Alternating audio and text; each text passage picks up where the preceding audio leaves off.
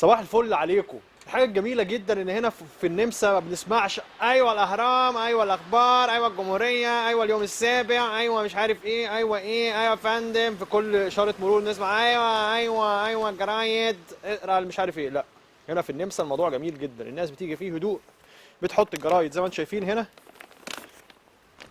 كل الجرايد اللي هم عايزينها جورنان النمسا، وبيحطوها في مكانه هنا ضد المطره، وبيقول لك اللي بياخد يدفع هنا لو سمحت حط 90 قرش او 90 يورو، يعني 90 سنت، يعني 9 جنيه الجورنان. حلو. في كل ناصية شارع هتلاقي كده. هنتفرج الناحية التانية.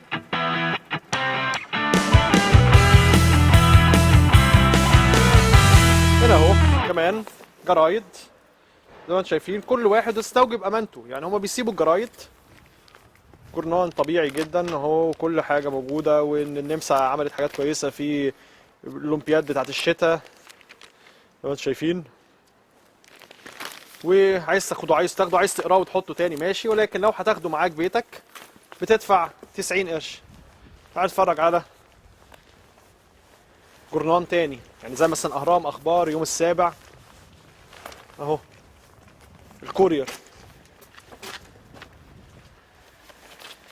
هنا، الكورير بتاع يوم الاحد، كلهم بيتكلموا عن اولمبياد الشتاء وقد ايه ان النمسا عملت حاجات كويسه فيها.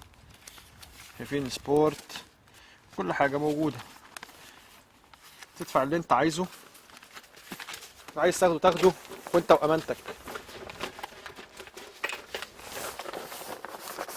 بكام؟ تدفع يورو و20 سنت.